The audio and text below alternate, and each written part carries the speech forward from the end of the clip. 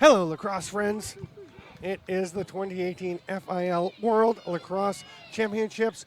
Australia to our left in the green with the yellow trim. England to our right wearing their white jerseys today with the red trim. They've been wearing the red a lot, but today they go with the white. And we'll see if it can change their fortunes and get them a win here.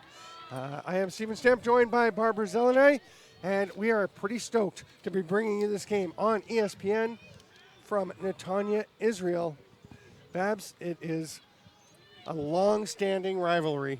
England and Australia, and they're two teams that are always battling for position in the blue group. Right now, I feel like with teams like Japan and Israel and Puerto Rico all knocking at the door of the blue group, these games between especially Australia, England, and Scotland are really to be able to stay in the blue group. They're very threatened by these teams coming up, and you can see by the intensity of the opening faceoff that they are raring to go. Nobody wants to go down to that bracket where you have to play for your spot to remain in the blue division. And there's Ryan England with their Sweetman with opening the ball right possession. off the bat, and they go down to Nick Watson. I thought we were going to have a shot right off the hop. The English taking it down. Sweetman is just a ball of energy on the field. And Nick Watson is just an explosive player. He has it in the legs, and if he gets the ball, he's very capable of running a fast break and shooting pretty precisely. So he's definitely a player that's dangerous once he's on the ball from the faceoff. Watson didn't start the first game for England at attack. Tom Wenham decided to sub him out, bring him in for game two, and he's been a fixture since. The veteran attack from Adelphi College and a member of the Cheadle Lacrosse Club.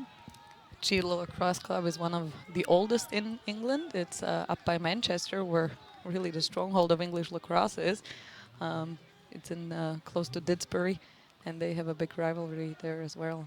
Many of these players are from there. There are some a few Cheadle players for sure, but there's about 7 or 8 or 9 or 10 different clubs represented on this English team. But they are a unit, a unified front. Oh, this is interesting. Look at that. A stall warning in a minute and a half. Unprecedented from what I've seen. I mean, it happens. If the team is playing slow and not pressing on the cage, then yeah, you can put a stall warning there. Callum Robinson comes up with the ball and makes it irrelevant as Australia will zip back up the field, passes it off. Could we have a pole-to-pole goal?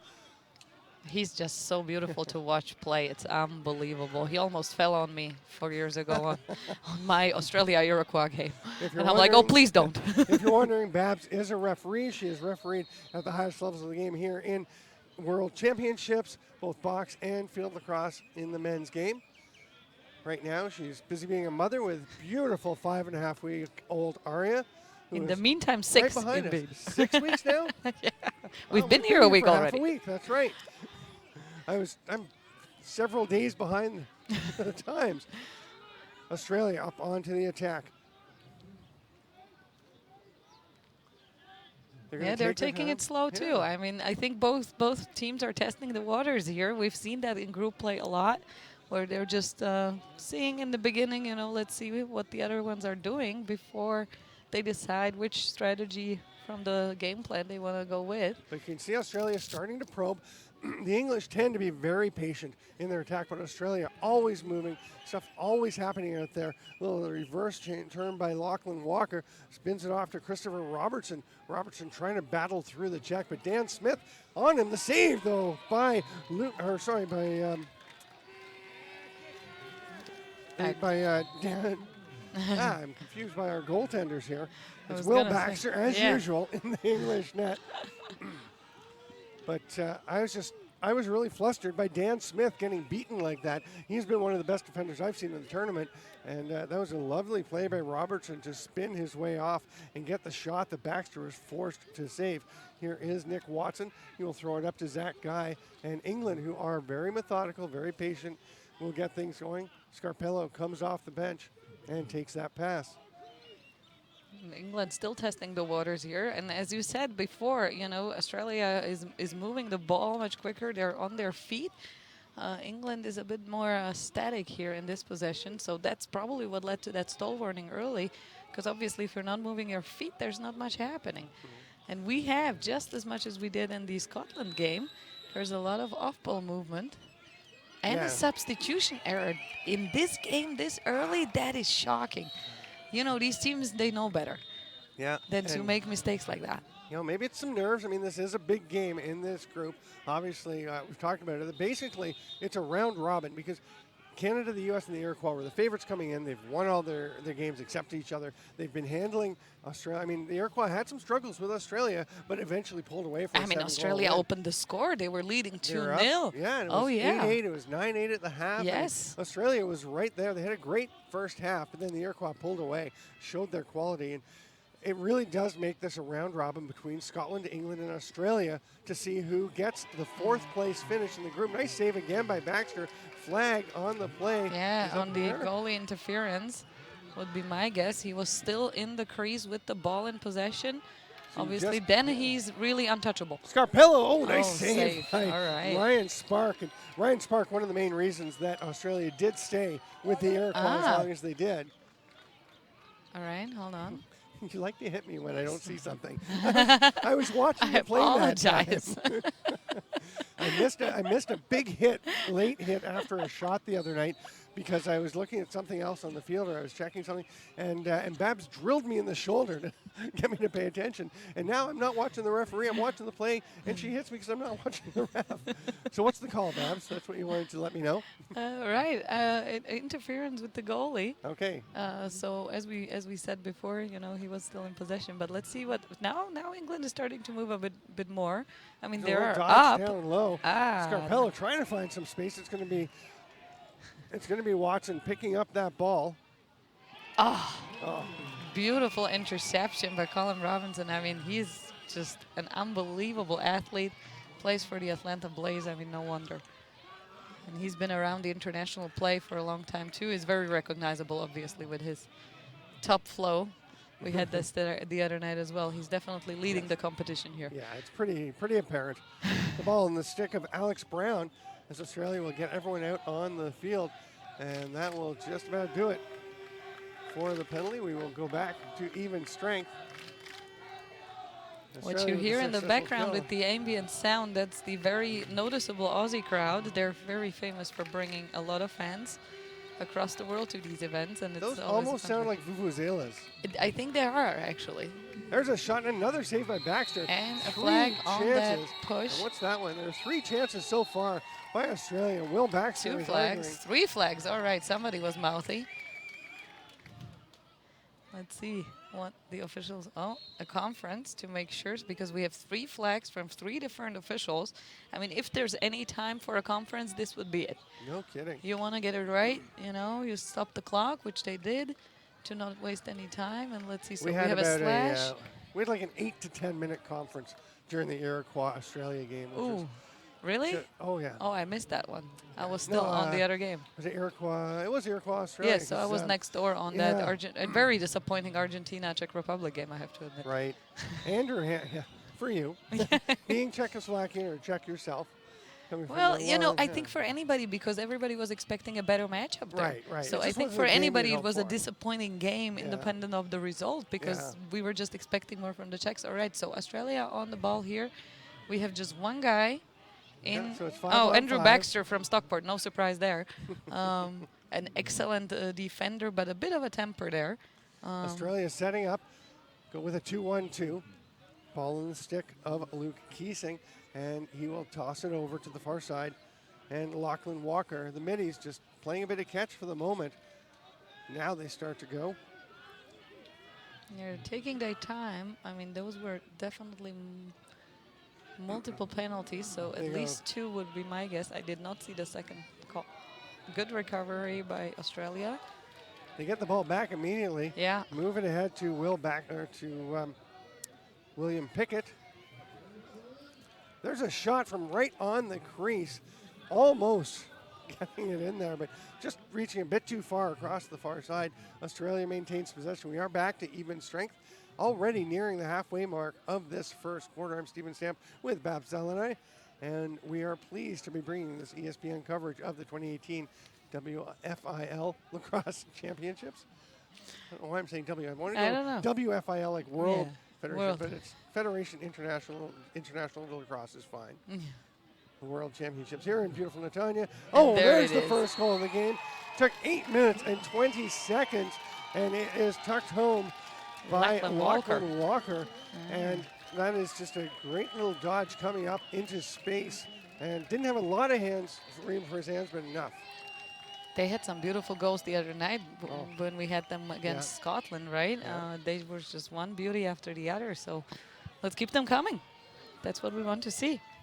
We love the beautiful lacrosse. Yeah, it's. You can see the Australians celebrating there on their sideline. They go up 1-0. I met the coaches earlier today, and I asked them, "Tell me something we don't know yet." So I have something to talk about, and they're like, "Well, it's a big rivalry, and you know we're ready." And I'm like, "Well, tell me something I don't know." Yeah, you know? yeah, that was fairly clear. So Australia back with the ball here. And these are two teams that have been in every World Championship since 1967. 12 times they have come, and they tend to finish. I mean, you look at the English results, and you'll see, fourth, second, fourth, fifth, sixth, fifth. So, and that is in order from 67. They obviously would like to get back up into that top 3, top 4. And if anything, they're more in danger of moving down as the world is catching up to some of these teams that have been around for quite a while. Australia, on the other hand, they won a medal back. They've won 4 silver medals in their history. That goal is not going to count as there was a crease violation. You can see that Isaac Cahill just stepped in the crease before. Yeah, Australia certainly wants that at least the bronze medal back that they had, in their stronghold for years and for several championships, 4 in a row, before they lost it to the Iroquois in the last championship in Denver. So they absolutely want this back. It's just hard to imagine them getting the Iroquois after we saw the Iroquois just put on that display last night. Here's Will Baxter having a go. He's all the way down below GLE. And then he gets bumped into the crease. Somebody's in the crease, and Christopher Plum knocked him in. So the goalie went all the way across. Now they're taking a timeout. Or do we have a media timeout? We have a media timeout on the crease call. And we're here at the World Championships, brought in parts to you by Epoch Lacrosse, the leader in technologically advanced lacrosse equipment, and is proud to be the official head, shaft, glove, and arm protection of the 2018 FIL World Championships in Netanya, Israel. Epoch is proud that so many teams from around the globe trusted it for all their gear needs here in Netanya. Epoch Lacrosse, live, play, be.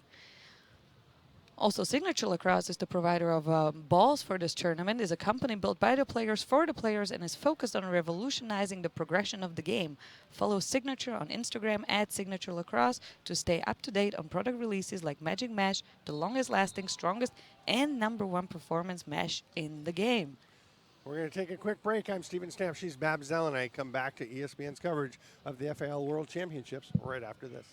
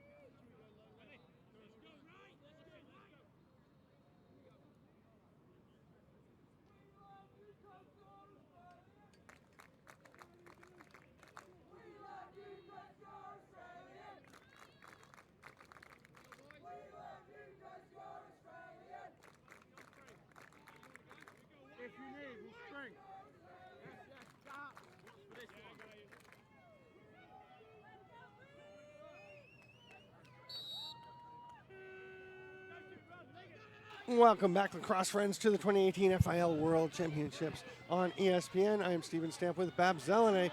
Australia leads 1-0, but they have thrown the ball away and maybe given the English a chance to come back. England looks like they're going to try to press things a little bit. Ryan Huns facing some pressure way over on the sideline. That is aggressive defense by Australia. It's not just one man that's got over, it's a pair of them, as William Pickett gets over on there to provide some checking. Sorry, that was actually Andrew Ham who was over, but had support from Matthew Fuss. And England wants to get on the board here. They certainly don't want to leave this all to Australia. Australia might be a little more tired after yesterday's battle with the Iroquois. They really wanted to come up top. And, that's what we thought maybe the other day when Scotland had a day off before they played England. And it was actually England that seemed to come out with more energy and then carry their energy through. Sometimes that having a tough game the day before, sometimes it wears on you, especially later in a game, but not always, right? I mean, sometimes it just makes you come out with some adrenaline. I mean, they both had good games yesterday. England played Scotland yesterday, right? Mm-hmm. Just before the Australia-Iroquois game. So they're really more or less in the same conditions here. Yeah, it's not a big difference. Yeah. That shot by Ryan Huns well over the net. It was definitely a little hotter when England played Scotland rather than later in the evening. Now it's very comfortable. It has cooled down a little bit for us, which is nice. Having a 6-week-old baby and having to feed and take care of her, I'm sure you're noticing the heat. I'm very not... A shot on the run, by Sam Russell. I was still battling there for the ball. Alex Russell trying to get it. Sam Russell wears number 6. Plays. Oh, what a turn there. That's a ground ball win right there for England. Battling it out with Australia's defense, which is huge, by the way. I mean, those guys are just really big. Yeah, Australia just sends big defenders at you, but they move very well as well. I mean, we've seen Callum Robinson, again, you mentioned, plays for the Atlanta Blaze. Clearly one of the stud defenders in this tournament. And here's a little slip dodge. Oh! And the finish. The save by Ryan Spark. The shot by Alex Russell after a beautiful feed through. All right. As Nick Watson set it up, it's going to be England ball. Didn't see what the violation was. The push after that attempted shot into the crease, yes. Okay. So luckily for Australia, that shot is considered loose ball at that point, and therefore no send-off on that push. A little slippery there. Yeah, the feet of Josh Sherry Brennan just slide out from under. We've seen that occasionally. Obviously, unusual on grass fields. Usually they slide around on the turfs, but I haven't seen them slide around much on grass. I mean, this grass is looking pretty good, considering we're day 5 of the tournament. We were talking the other night about how it's kind of like watching Wimbledon. A few worn spots. There's a bouncer. That's blocked by the defense. England will retain possession. They've had a long haul of possession here, trying to get back even on the board. Very low-scoring game. One of the lower-scoring contests so far in this FIL World Lacrosse Championships. Yeah, they're both playing still very carefully, even though we're already way into the first quarter here. But they are both going to the net. I mean, they are generating opportunities. They just don't want to give up the balls. They want to be sure that when the shot goes, it has legitimate chances of going into the net. And if the angle is not there, they're not going to take that chance. Sherry Brown goes to the turf. This time he didn't slip. He was knocked down. But it's going to be Ryan Huns coming up with it. England will retain possession. Momentary confusion for Australia, but they get back to their 2-2-2 defensive alignment. You can see Pete Hayes in the slots getting a lot of attention. And I think Callum Robinson wants a stall call applied. Mm-hmm. They always do. I mean, compared to what he plays every second day, this obviously is a little bit slower. But, I mean, as you said, they are pressing the ball. They are going to the goal. They're not moving their feet as much, and I think that's why they're asking for that stall. But there's a big difference between stalling and just simply good defense. Ball is on the ground. Robinson goes after it. Russell chops down. And he's got it. Oh, and a big swat at him from Sherry Brennan. Robinson will lob it ahead. He probably just thinks it's a brush on him. Doesn't really bother him much, would be my guess. Matthew Fuss taking his time as Australia will set up in the offensive zone. And we have a timeout, Timeout from Australia Australia. with 4:25 to go. They lead 1-0. I'm Steven Stamp with Bab Zelene. And we're just going to go quickly over the history of the last couple of tournaments between these teams. As they've played. Yeah, obviously they've play battled every each year. other every time because, as we mentioned before, for those of you who don't know, I mean, the top 6 blue division teams, they play each other in pool play, and then it goes into either a direct semi-final buy-in, or you have to play again for those who come from the lower divisions, and that will be particularly interesting this time. And the other 2 that come on the bottom of the blue division, they have to really battle for safety and They've got to make scrape sure to survive. Exactly, scrape to survive the is a good. progression is the top 2 teams in the blue division go straight to the semifinals. The next 2 division teams in the blue go to the quarterfinals. The final 2 teams, 5th and 6th place, go basically Play the loser of the quarterfinals. Is it the quarterfinal Yeah. losers they play? Yeah. Okay. They play the losers of the quarterfinals for those 2 spots in the blue division, and whatever that comes out with, that's what's going to do. So that's what happened to Japan last time. They then played Scotland and lost. Yeah. But these 2 teams have battled each other obviously for, since 67. Yeah. With Australia being somewhat more successful in most of those. Yes. But not that far away. I mean, the last 2 championships in pool play saw Australia winning 10-7 in 2014 and 10-8 in 2010. And they had one of the strongest squads in 2010 when they beat the Iroquois in final placement game 21-8. Yeah. Imagine that. Yeah. 21-8 after what you saw yesterday. And that's only 8 years ago, really. Yeah, that's unbelievable. So that speaks partly to Australia, feeling, I think I've talked to some of the Australians, some folks involved with Australian lacrosse, and they feel they've maybe stagnated a bit, that the world is catching up, that they need to move forward or they're going to get caught. But they're still working hard. They've still got talent. But I think it speaks more to the Iroquois Nationals and how much they've improved. The offense has been there. It's even better than ever. The defense is what's really been impressive for the Iroquois in this tournament. For the Iroquois, it seems to be, from what I saw in at least the last 13 years I'm observing them, is the discipline on that team. Yes. Nigel Morton's shot stopped by Will Baxter. Yeah, Will Baxter is a veteran on this team. Gets it ahead to Dan Smith. He'll run it into the offensive zone with his long pole. Hands it off there. And Tim Collins will step in off to Russell. Oh, I was starting to say earlier, so the Russells, Sam Russell is number 6. He is the midi. You'll see him high. Alex Russell, number 5, who has the ball. Generally, we're going to see him either at X or down right by GLE, but in the second half of their game against Scotland, he was coming up and getting very active and very involved higher in the offense, and it actually helped to generate quite a few chances for this English side. We thought maybe a chance for Zach Guy. Instead, he'll go over to the far side and let Will Hardy move it around. They rotate the ball 360 degrees.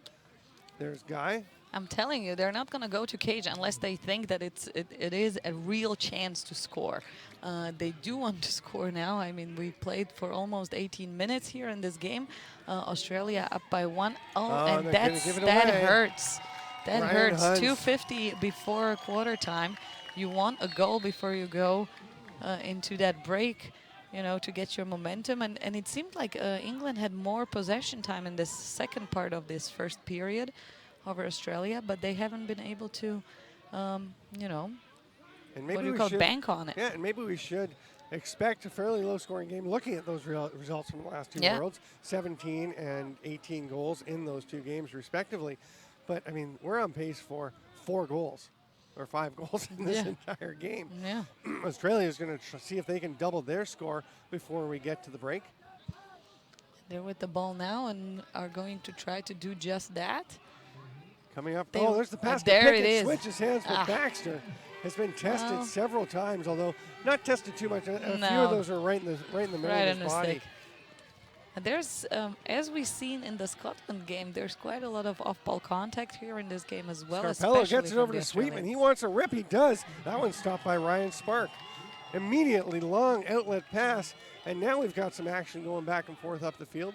Caleb Hall may slow things down a little bit here. He will, and he'll actually hand the ball off.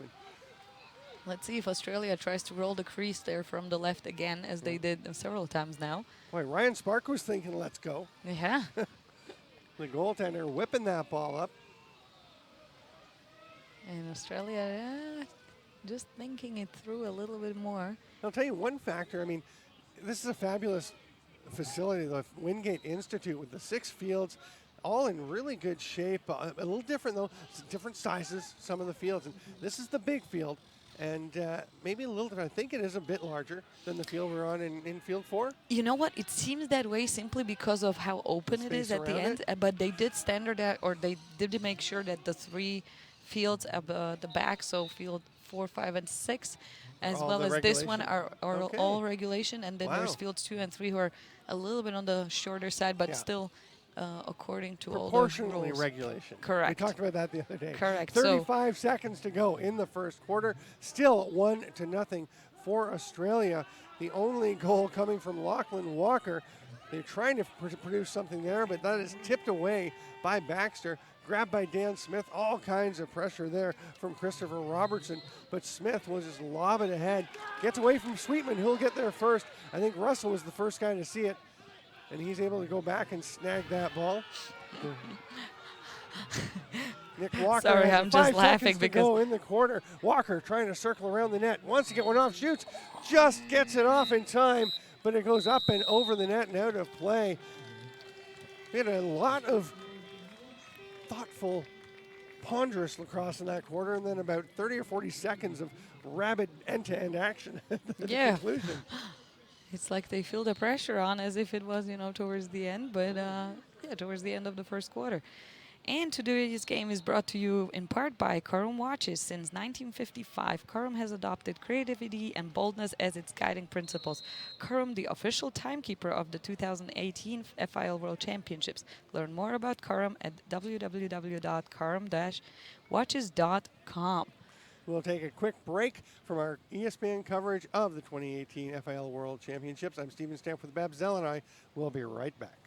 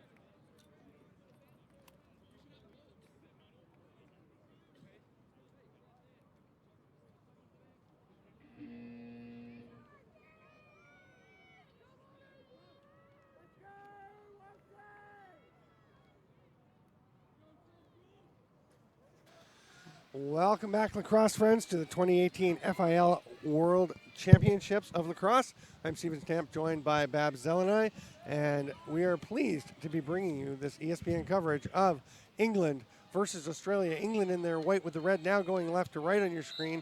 Australia is now going right to left in their green. And the loose ball picked up there by Timothy Graham, and a flag coming on that play. From both officials there, that was absolutely a hold, no doubt there. Yeah. Everybody could see that one. It becomes pretty obvious sometimes. Here comes Callum Robinson. The pass down, a pole shot. Nice long rip there by Jeffrey Melsop, but it gets a little bit wide. Just going to drift it to the top of the stick a bit. Lost a little control. At least we have some more faster action here than we've seen in the most of the first quarter. I mean, they started out quick here. There Let's you go. keep it up. Penalty coming is Yeah. to Tim Collins for the hold. That'll be a 30-second releasable foul, so Australia a little bit of time to work with. Going around fairly carefully here. The ball on the stick there of Luke Keesing, moves it back, and they get rolling once again. A lot of movement again. The feet always moving for these Australians, trying to find places to attack. And the thing is, when they're ready, they will shoot. There's one right there by Nigel Morton. And the Aussies don't hesitate when they do see an opening. And we're back to even strength here, so no result out of that. Morton takes it back. They're going to set things up. He's going for the dodge from the top. Skips away from Scarpello. You're going to see Scarpello, number 50 for England, all over the field. Both ends, he's absolutely critical to what they're doing. Yeah, he's one of those players that can do anything and everything on each end of the field. Yeah, you got to love the two-way middies. I mean, I like guys who can play up and down the field and provide strong contributions on both. Yeah, it's like multi-sport athletes, right? Mm-hmm. It's the same thing here. Alex Brown spins, tosses it across to Christopher Plum. Plum will go to Nigel Morton. Morton is going to direct traffic. Keesing setting up for the dodge along the baseline. I want to see one of those spectacular crease rolls they did against Scotland the other night. That was lovely. I'm sure we'll get to see some. Right now, though, Keesing's just going to pirouette and retreat along the baseline. One of the less active sets that we tend to see, have seen. Now there's the stall warning. There you go. Well, James that was Larson. expected. I pretty much called it. Yeah, they go. I'm not usually that accurate on my stall warning. Spinning jumper. Larson thought he had Will Baxter beat, but he got a foot on it.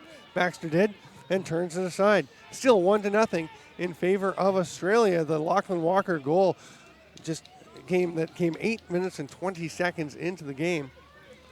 The only one. There's almost another one, but Baxter, I think, got a bit of it, and then it goes off the post and back out of play. The stall is still on. That's important to realize, even though you did shoot. There's a dive on the crease. They're going to wave it off, say it was in the crease, landing on the ground before the ball went in, if it went in. I couldn't even see that from No. here, but he was definitely in the crease. That you can see from up here beautifully, because obviously the crease line from up high is good. Although, There we have there's an offsides. Nigel Morton on the hard ride, trying to stay with Ryan Huns, and he just lost track. And You might as well continue play here, though. yeah, you might as well go back and stop. It's like in box when you get a too many men call, and sometimes the guy will come off, and they're like, no, we've already got to go back out. Then you wind up getting a second one. But yeah, if you've got too many men, just stay out and play. If it's the same guy, you will never get a second one. Yeah, you do. It's I've seen it. Well, you shouldn't. Only if it's another guy. I disagree.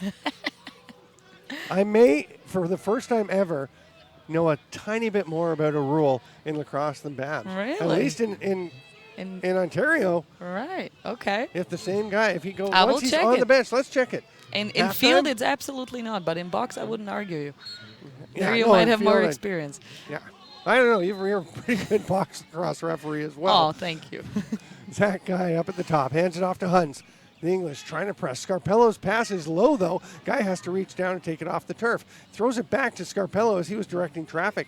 Huns, now we've got some action, but again the pass gets away from Guy. And we're back to even strength here. And immediate pressure from the man coming off the bench They as were Isaac ready. Cahill came in. They were ready. Yeah. Isaac Cahill, we see him back playing some defense here. He is primarily an attack for this club. Oh, no, I'm mistaken. That's Thomas Graham. Oh, what a rip.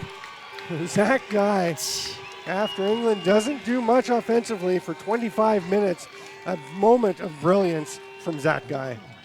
Beautiful goal. Beautiful. Hey, they wait for that good chance. I mean, if it pays off, then fine. I don't think they were waiting for 25 minutes. Though. No, they weren't. But, Yeah. they took shots. Yeah, But they all did. of them were spot Yeah. on. They were waiting to have a Yeah. real chance and not just throw them away. Yeah.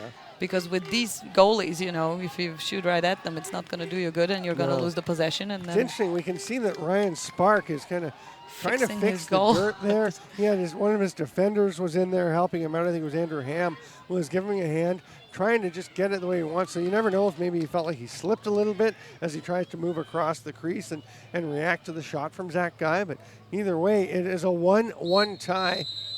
Still a very low-scoring game. Procedure violation. England will get the ball. well, this is why in Europe we have trouble getting grass pitches or fields from the soccer football people, because they say we're destroying their fields. Well, around the crease, well, it's a goal. It's going to happen. I think that's what they're arguing. Yeah, well, they have a goal too. I know, right? Just in a different spot. I think that's the problem. It's true. Ryan Huns down to Russell. Back up to Huns. Will Hardy will take this pass. Oh my goodness, some parakeets just flew by. Yeah, they've been here all Wow. week, and it's three of them right in front of us. It's gorgeous. Will Hardy down to Russell. English. Pretty wide set, but they do have a couple of men through the middle in the pick there from Huns. That guy has it. Graham will direct him off to one side. Turns him around. Will Hardy with a bit of a fancy step dodge. Guy to Huns. England is moving the ball much faster now. Did you notice? They are moving it much faster, but a lot of it's been outside the restraining line or behind GLE. There's Boom. a pass in the middle, and that's the one that you want. The spin by Scarpello, but the shot is wide. The flag goes way up in the air. I take it that is encouraged to have a nice high flag toss among officials. Yes, but not too high. Not too high. Not too high, High, but indeed. not too high.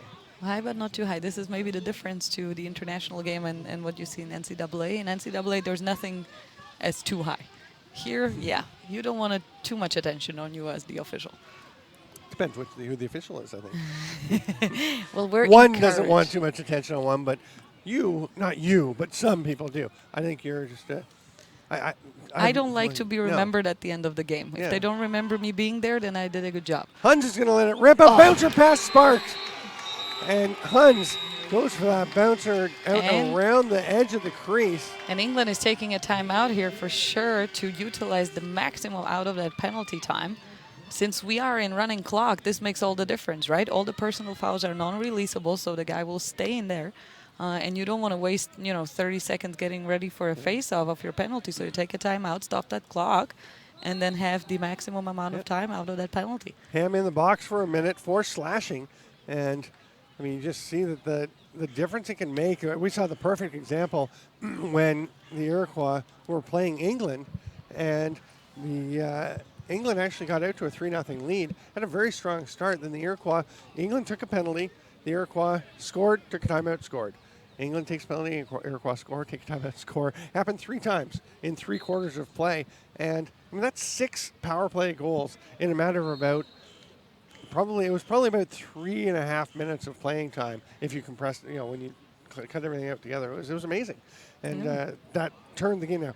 I mean, the Iroquois went on to a pretty solid win, and they would have won anyway given the spread. Yeah. But that was what really turned that game around. Yeah, we've seen that happen also even in that disappointing game last night, Czech Republic Argentina. At the end, in that last 3-minute stop clock, Czech Republic was able to put 3 more on the board to make the score at least a bit more respectable, 12-8 in the end, where the game was definitely not that close. No. But you can use that time to your advantage more and not waste it waiting around. And that's exactly what England just did here. Now you have to get the face-off win. And the pressure this will is- be on Tom Bracegirdle as he goes up against Timothy Graham. And there must be a lot of time still on that penalty left because they closed the wing closer to the bench rather than the one on the far side, which means that he will have to wait for possession to come in if it runs out earlier. And a free ball there. Picked up Australia. nicely and spinning away is Jeffrey Millsop.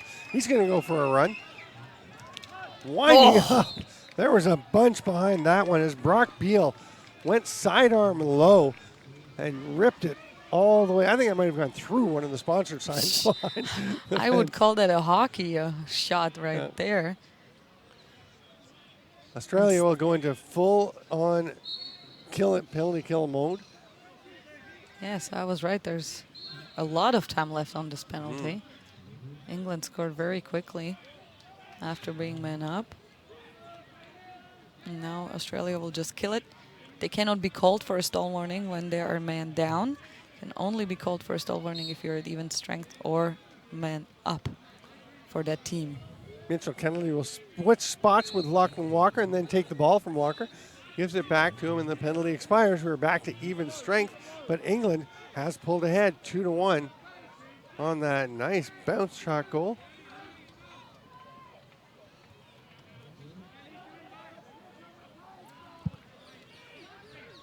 Alex Brown Well, just but soon tossed it there. something will have to happen here. Otherwise, Morton is going to take a run, a shot. That one goes wide.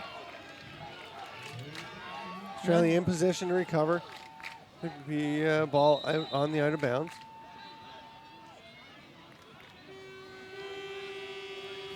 Aussie fans are at this end of the field.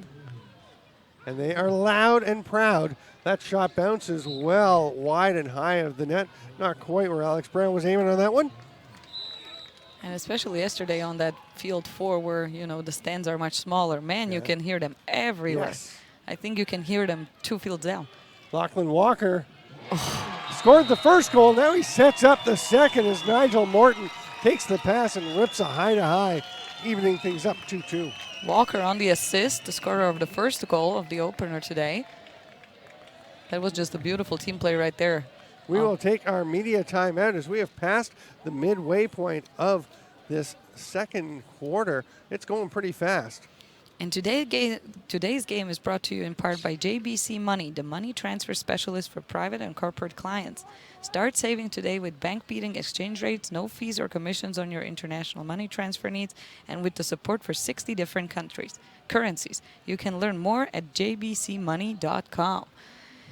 And today's game is also brought to you in part by Celebrite. Everywhere, every day, communities are turning to Celebrite's leading digital intelligence solutions to make a safer world more possible. Visit Celebrite.com to see how. I'm Stephen Stamp with Babs Zelenay, and as we're going to take a quick break, but we'll be back with ESPN's coverage of the 2018 FIL World Lacrosse Championships.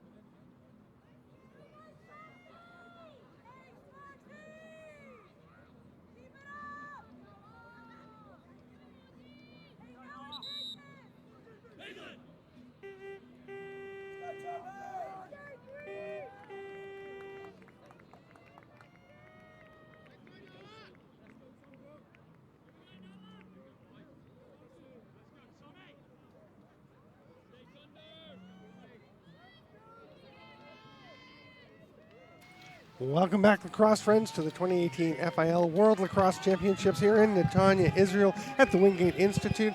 I am Stephen Stamp and Babs Zelenay, pleased to be bringing you this ESPN coverage of England versus Australia. It is 2-2 We expected nothing less than a pitched battle as these teams fight to retain their standing in the blue group, and especially to have a chance. I mean, basically, whoever loses this game has a very slim chance of getting to the championship round, of going on to fight for a championship and at least get to a semifinal, have a quarterfinal battle berth. I mean, I wouldn't even say the chance is gone after this game. you would or you wouldn't? I would. Yeah, I think it is. I would. Unless, I don't know which games are Well, still I guess, open. I mean, if England wins, because Australia's beaten Scotland. Yeah. And England has beaten Scotland. Oh, yeah, so they do. Yeah. Whoever wins Yeah. gets fourth. Exactly. Unless there's Or crazy upsets. If somebody beats That's Canada. what I was going to say. If you beat Canada in the round robin or the U.S., then sure, you still get a shot. But let's be realistic. We'll see. I mean, the battle last night. Oh, it was great. Australia, what a game they had. Well, what 3 quarters they had. Yes. And then, and I tell you, it was. I I officiated this game in 2014 in Denver, the Uruguay-Australia game, and Australia had them. They had them, and then lightning delay, and they're out great. of that, They 2.5 came hours later, the Uruguay just came out better, Yeah. and you couldn't do anything. Ryan But Huns. they had them so close. Yeah, Huns up top. England taking their time, but they do have some stuff going on. Here's a little dodge from the outside by Russell. He's going to go to his brother, Sam. For Alex. I'm still reminding you because I have to be reminded. Sam is number 6, and Alex is number 5. Especially when Alex, who has the ball now, starts coming up and playing higher, tends to throw me for a bit of a loop. Stall warning on England. They're being quite liberal with the stall warnings because it doesn't feel like it seems like England was just very active, and then they take a breath and the stall warning goes on. Oh, what a pickoff by Callum Robinson. That will do it for the stall warning, but a flag goes up. So England will be on a Slashing. man up for a minute because Australia's Brock Beal will take a minute break to think about it. And let's see, the stall warning is still on, as we mentioned earlier. If you're man up or even, you can be called for it, and even if you were called for before, so you haven't technically lost possession, and therefore the stall warning is still on. In international rules, that just means you need to stay below restraining line in the attacking zone. So England should be careful there. I'm not sure he realizes that they have it still on. Scarpello stepped outside the line, but he didn't have the ball, of course. He was hoping Good for it, decision though. by Russell not to pass to him. Huns goes up to Scarpello. Flag Another coming. flag. There's Russell up to Guy. He's And now checked it's immediately, and that will be called down. Interference. England a bit surprised on why that play was blown dead. Again, in international rules, you get that one scoring opportunity. There's a couple of more things that you can wait for, but at this level of play, it's the scoring opportunity, and that's it. We have a running clock, so you don't wait But Australia got out the ball. possession. Exactly. Okay. Scarpello to Guy. The Aussies exhorting their defense to make a big stand, to play it. Moments like this can be defining in a game. The 6-on-4 attempt, now it's 6-on-5. Huns rips it, scores! Low to high, or mid to high anyway, as he went a little below shoulder level up into the far top corner past Ryan Spark. And that is a brilliant shot. And boy, Ryan Hunt's going to let her go.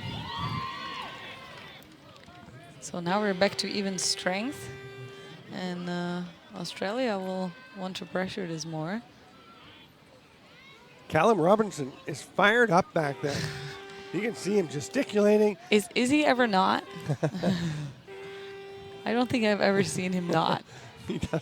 Even though, I gotta say, I did observe him yesterday getting ready for that Iroquois game, during warm-up. He's looking pretty calm. Oh, he was super calm. I was a little bit surprised because he was chill there with his man bun and just stretching. Big win by Graham. In the pass, they've got a chance. The shot.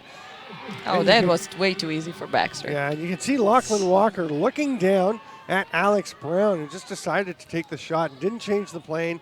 Didn't just throw anything deceptive. No, it just went straight at him. Yeah, straight into the stick. Walker, no trouble.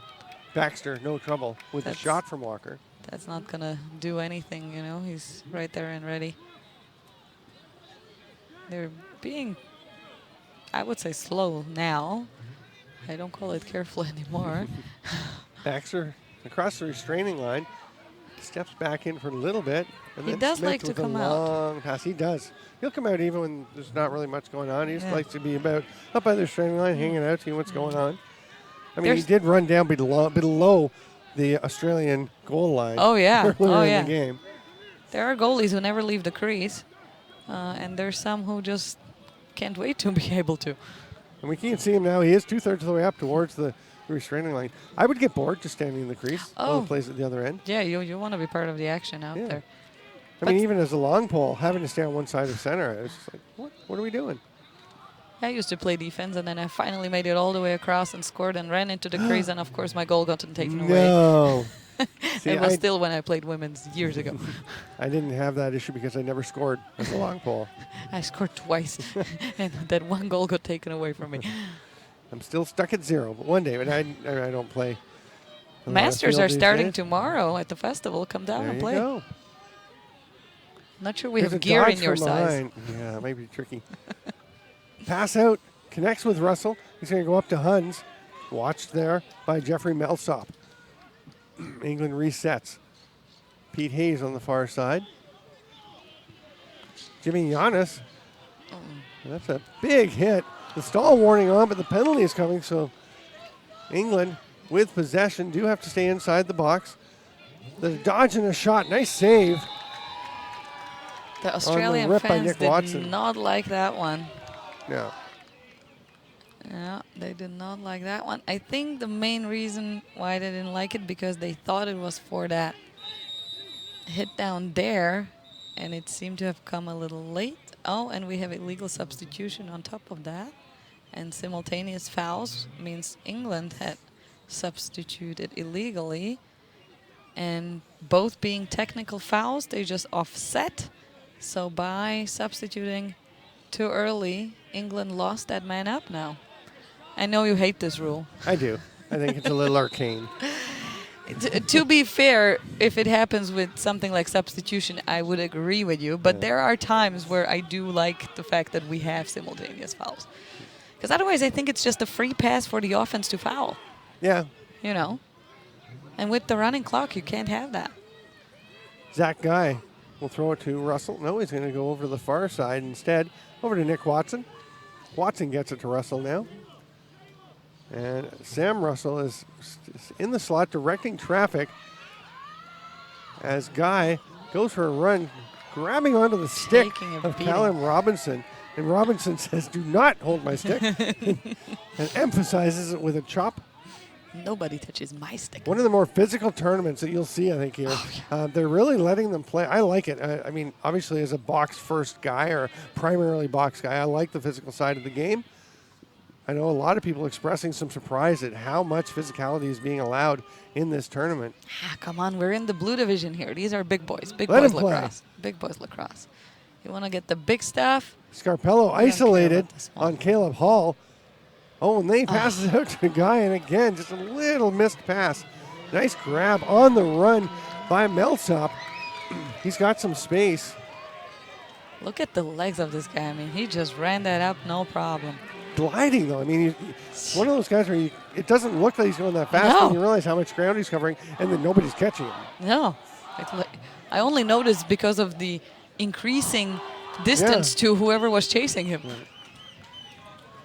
And these English guys, you know, they're terrific athletes as well, so they have some legs on them. Sidearm shot by Matthew Fuss. That one's stopped by Baxter.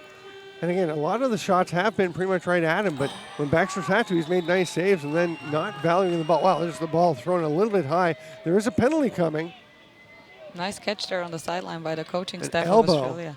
An elbow, meaning illegal body check in this case. Oh, yeah, sorry. That's the old box meat coming I out know. again. You're allowed. Thank you. All right, so we will have a free clear here for England. They will get a full advantage, and 52 seconds to we're go. into the final minute of this first half. It is flying by, a timeout for England. So we will let you know a couple of things. Cascade is the #1 helmet in lacrosse and is proud to be the official helmet of the 2018 FIL World Championships. See more by following Cascade Lacrosse on Instagram. Cascade Lacrosse, a passion to protect.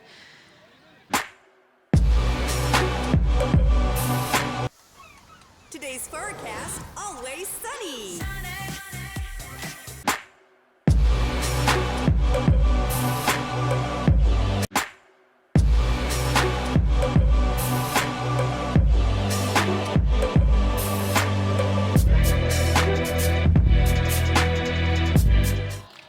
And we have England up. Up 3-2. Australia had the opening goal. And let's see what England is contemplating here to do in the last 52 seconds. They have a man up, and that will carry over into the next period since we had a personal penalty and they don't release. Right, and the lead for England now as they've gone up 3-2. Australia with that first goal, the only goal of the first quarter. We've now had 4 in the second quarter. So 3-2, if we were to end the period, the half at this would be 5. That'd still be a very low scoring. We're on pace for 10 goals. Even if we score, we're only on pace for 12 goals. It's a low scoring game.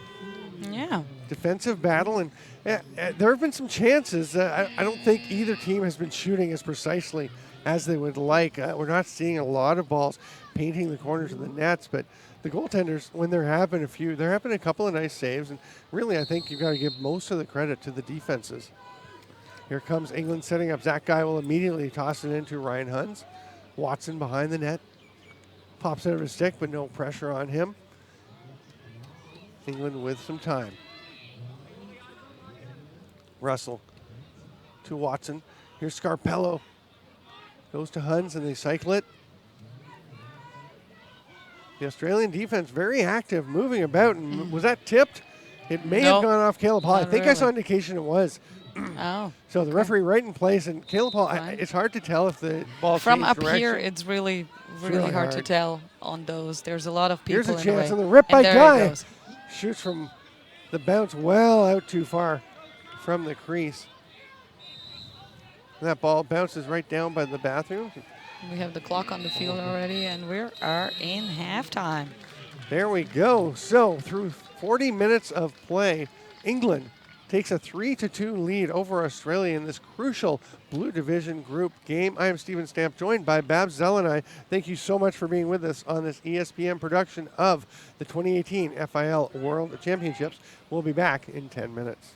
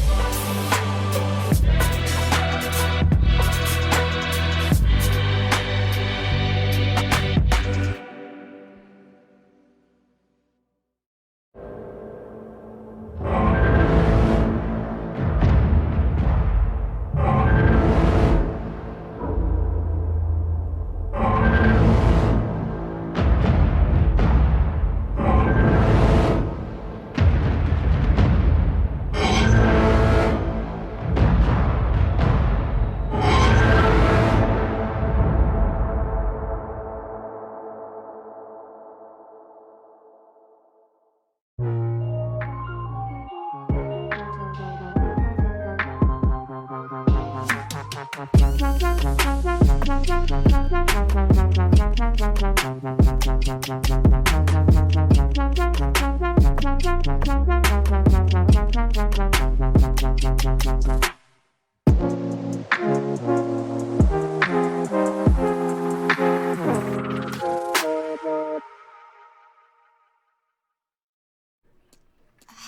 We're looking for insurance. Oh, let's see who's free. Is your insurance agent trapped? Probably. When agents work for only one company, their options are simply limited. But a Trusted Choice independent agent is free to shop around to find you a better deal. Free to do what's right for you. Find an agent at trustedchoice.com.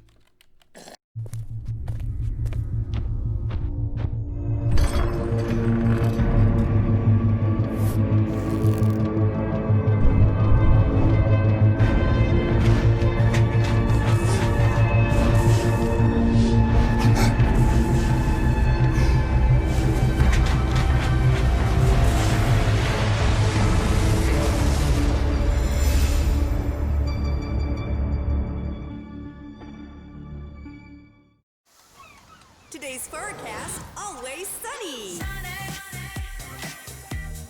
Yesterday my life was filled with rain. Sunny, thank God for the love. Sunny, one so true. I love you. Jerusalem, Tel Aviv. Vacation beyond belief. Book your trip now. She only went furniture shopping 3 days ago. There's no way it got there so quickly. She said everything was available in stock, 3-day delivery. Wow. Why didn't we get that? Ever wonder if there's a better way to shop for furniture? Raymore and But I Flanagan. think it should go Bigger over selection. there. Gentlemen. Better service. Yeah. Guaranteed delivery in 3 days or less. Raymore and Flanagan. Delivering a better experience. No way your furniture's here already. Raymore and Flanagan, 3-day delivery. Do not mention delivery. Ever wonder if there's a better way to shop for furniture? Let me show you. Wow. Raymore and Flanagan. That's my new living room. Bigger selection. That is beautiful. Better service. Together, right? No. Guaranteed delivery in 3 days or less. Isn't it great? That's what I needed. Awesome. Where'd you say she got her furniture from? Raymore and Flanagan. Delivering a better experience.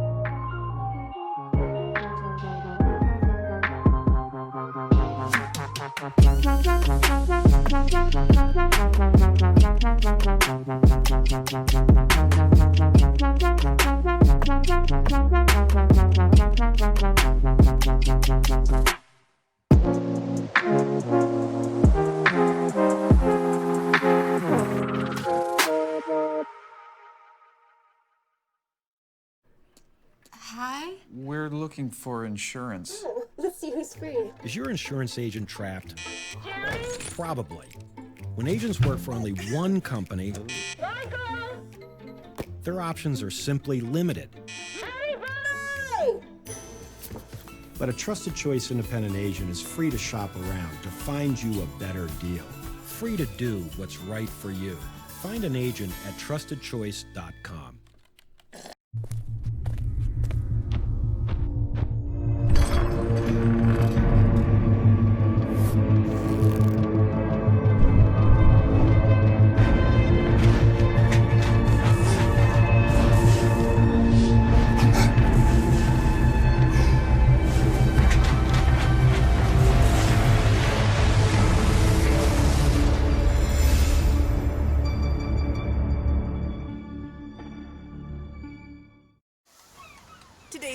forecast, always sunny. Yesterday my life was filled with rain. Sunny, thinking for the love. Sunny, one so true. I love you. Jerusalem, Tel Aviv. Vacation beyond belief. Book your trip now. She only went furniture shopping 3 days ago. There's no way it got there so quickly. She said everything was available in stock, 3-day delivery. Wow. Why didn't we get that? Ever wonder if there's a better way to shop for furniture? Raymore and But I Flanagan. think it should go Bigger over selection. there. Oh, gentlemen. Better service. Guaranteed delivery in 3 days or less. Raymore and Flanagan. Delivering a better experience. No way your furniture's here already. Raymore and Flanagan, 3-day delivery. Do not mention delivery. Ever wonder if there's a better way to shop for furniture? Let me show you. Wow. Raymore and Flanagan. Have my new living room. Bigger selection. That is beautiful. Better service. Come together, right? No. Guaranteed delivery in 3 days or less. Isn't it great? That's what I needed. Awesome. Where'd you say she got her furniture from? Raymore and Flanagan. Delivering a better experience.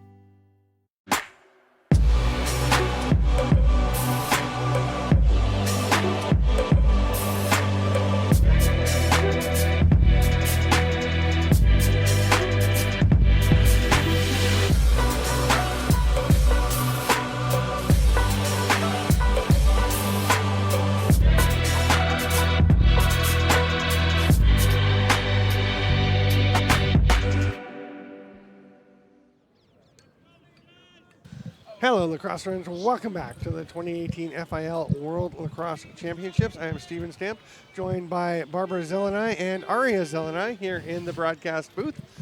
Aria, if we can get her to say something, she would be the youngest person to ever broadcast a Well, she World might in a Championship minute. game. She might. It might not be too articulate. And it's her second commentating game, too. She But did did one she with speak 2 in the weeks. first one, did Yeah, she? a little Okay. bit. Okay. So, she'd be the, well, I was going to say she'd be the second youngest person, but it's the same person. England is on the man up. See what they can do here if they can extend that lead. They are up 3-2. I'm Steven Stamp with Bab Zelenay. And here comes the ball to Pete Hayes. They're going to go over to Sherry Brennan. And now Huns trying to run off the check. He's thinking shot. You can see he's thinking shot when the ball, defender slips, but then the ball just pops away from Huns as the Aussie defender, I think it was Brock Beal coming across, just lost his footing, and that was a glorious opportunity, maybe a little too exciting for Ryan Huns. Yeah, and we forgot to tell the fans why England started with the ball.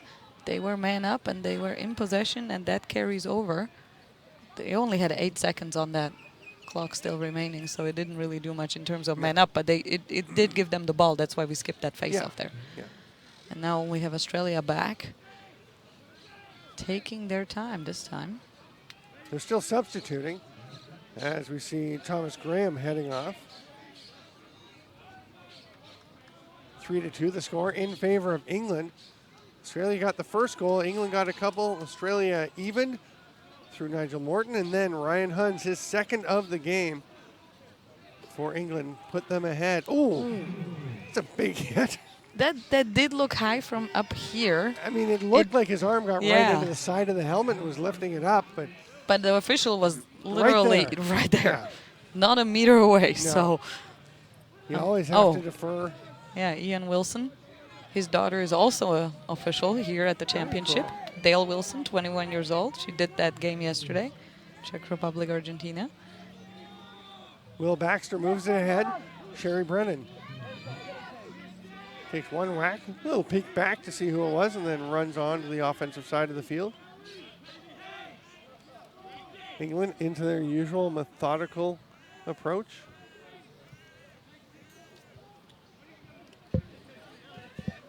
Nick Watson catches that pass, gets it over to Hayes. And Sam Russell directing traffic from the top.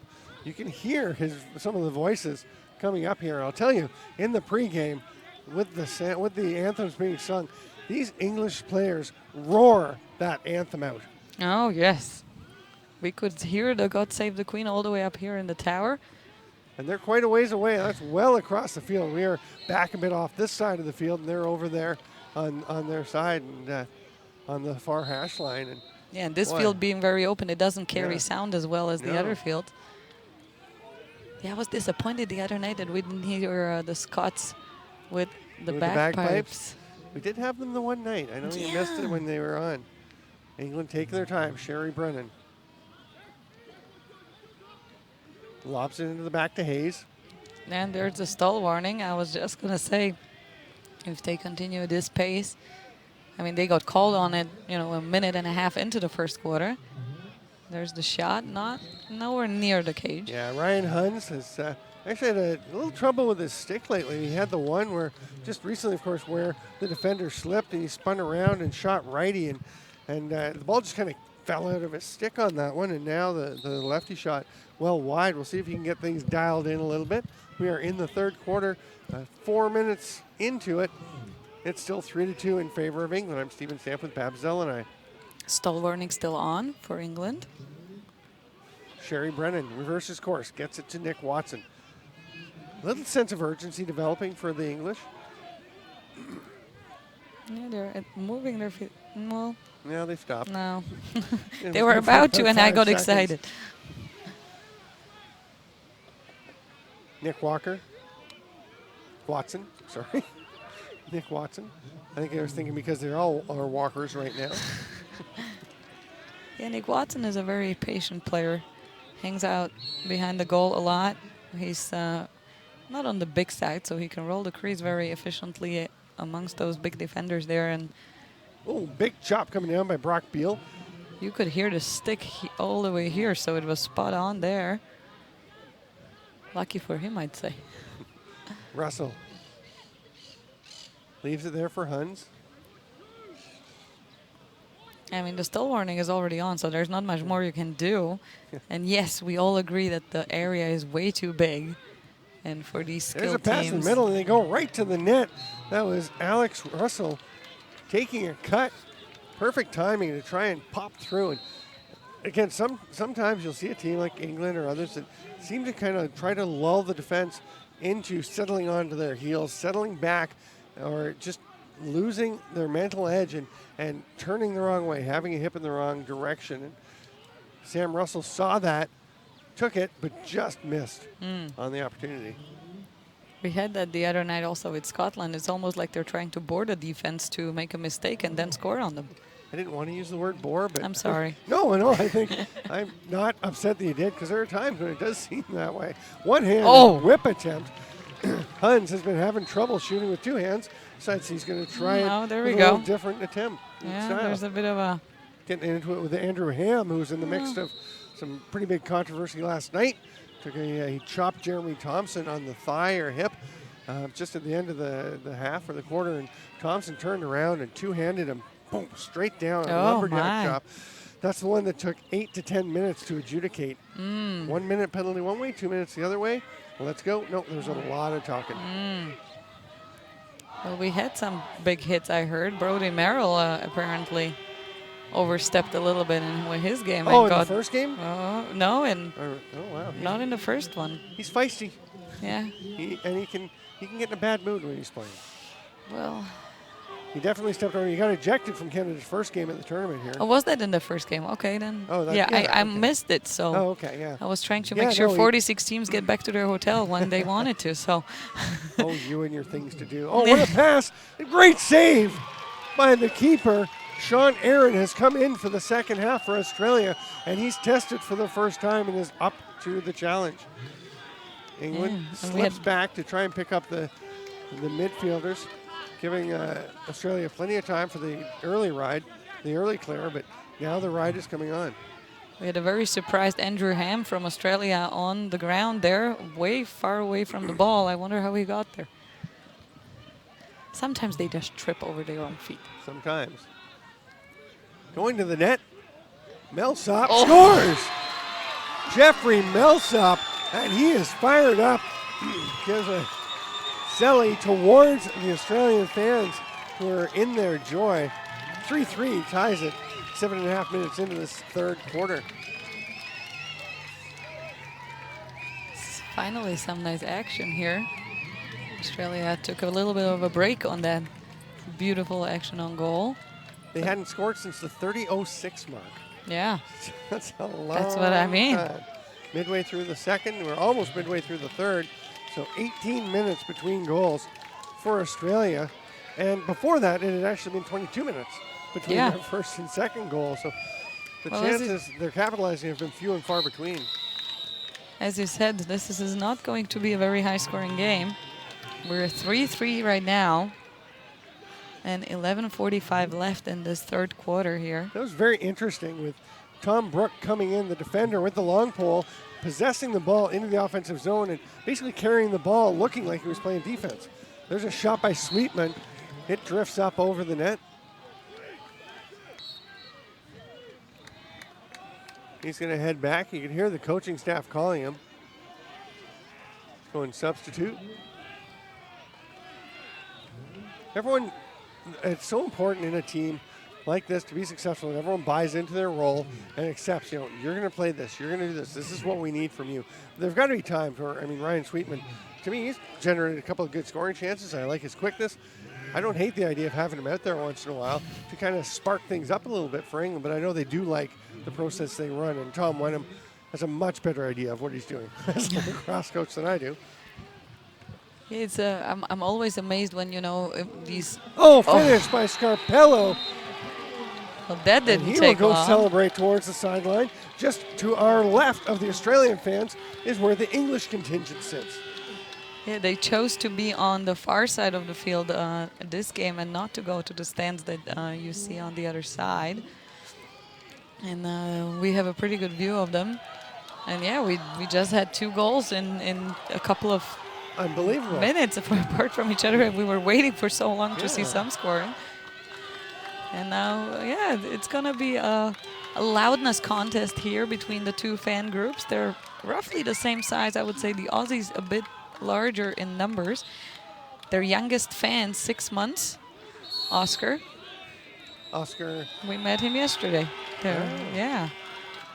I do not know which player he belongs to. I did not manage to find that out, but he was fascinated with 6 weeks old Aria last night when we were watching the Iroquois game.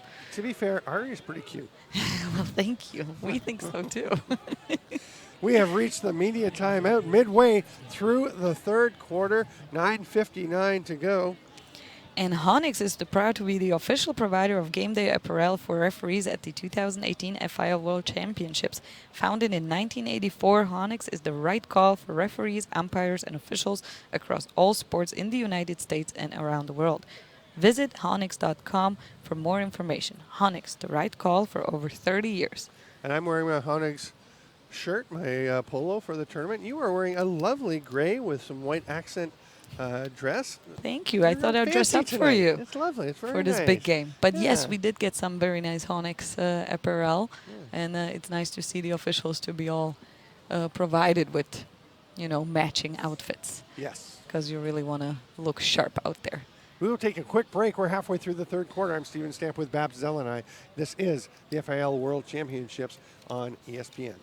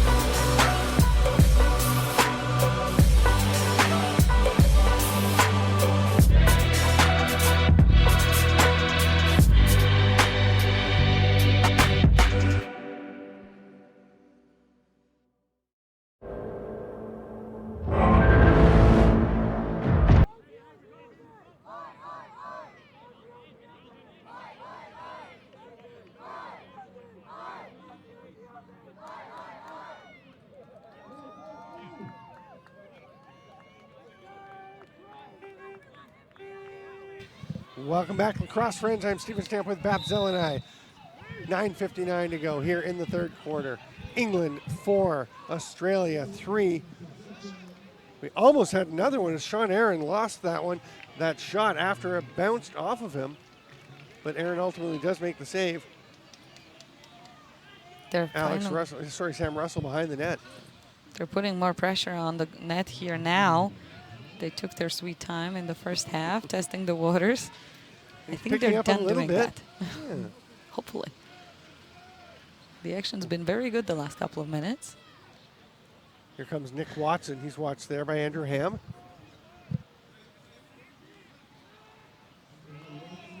Watson trying to roll out, and Ham.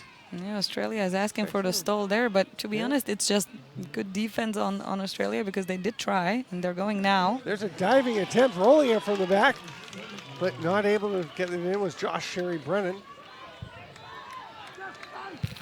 Here comes Fuss. Huge hit.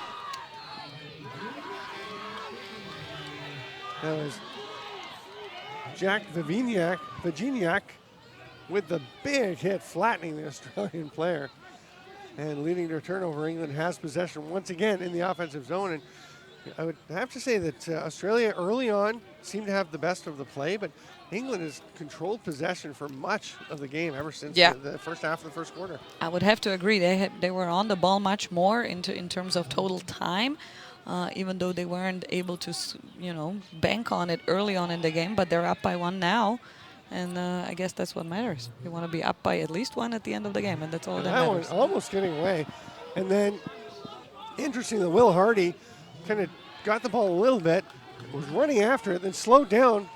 I guess he thought he was going to get there easily and had to really sprint at the end. It all works out as he goes bar in off the inside of that left post. The sidearm by Will Hardy. And imagine if he hadn't had that last little spurt to get the ball before it went out of bounds. We'd never have seen that beautiful goal. That is true. We would have missed out on that, and good we didn't. So we have now England up by 2 with 5-3 in a little bit after halfway in the third quarter. Australia will definitely feel a sense of urgency now, and if you observe their bench from here, they do. They're getting a little restless there after that goal, and the England benches are getting a little more excited. But I wouldn't get too comfortable here with the 2-goal lead. No, but I mean, Glenn Meredith, Glenn Morley, and Rodney Ansell, all in various postures of coaching frustration. Yeah, as soon as you see those arms on the hips, that kind Arms of crossed, arms and the one with the whiteboard in his hand, but then the hand kind of on the hip or on almost the fist on the thigh. Just like, come on, guys. And of course the thinking Adonis, in that low squat there as well when you're trying to figure out what the hell is happening. But they're on the ball now, so let's see. Lachlan Walker waving up, tosses it over to James Larson.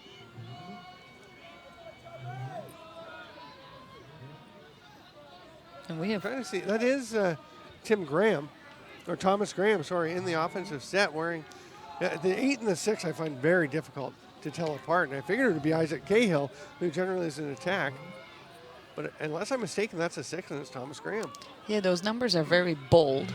I think that's a 6, but I'm only guessing.